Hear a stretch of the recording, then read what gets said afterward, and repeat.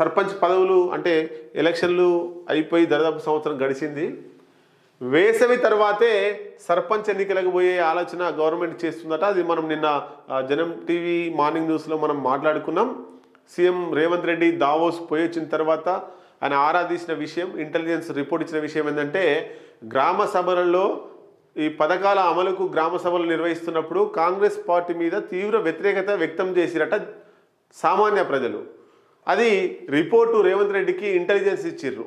కాబట్టి ఇప్పుడే ఎన్నికలకు పోతే ఈ పథకాలు పూర్తి స్థాయిలో అమలు చేయకుండా ఎన్నికలకు పోతే కాంగ్రెస్ పార్టీకి నష్టం వస్తుందని ఉద్దేశంతో రేవంత్ రెడ్డి తన మైండ్ సెట్ను మార్చుకొని తర్వాత ఎప్పుడు వేసవి కాలంలో లేదా వేసవి కాలంలోనే ఎన్నికలు పెట్టాలనే ఆలోచన లేదా వేసవి తర్వాత ఎన్నికలు పెట్టాలనే ఆలోచనకు వచ్చినట్టు మనకు తెలుస్తూ ఉంది. వచ్చే నెలలో బీసీ డెడికేటెడ్ కమిషన్ నివేదిక ఇస్తుందట. బీసీ రిజర్వేషన్లపై కొనసాగుతున్న సందిగ్ధత, న్యాయ నిపుణులు సలహాలు తీసుకుంటున్న సర్కారు, గ్రామ సభల కారణంగా ఊర్లలో మారిన పరిస్థితులు, వేసవిలో ఓవైపు పరీక్షలు మరోవైపు ఎండలు, వానాకాలంలోని నిర్వహణకు సర్కారు సమాయత్తం. మొత్తం మీద నేటి నుంచి వెళ్ళి మున్సిపల్ పరిధిలో స్పెషల్ ఆఫీసర్ల పాలన కొనసాగుతుందట.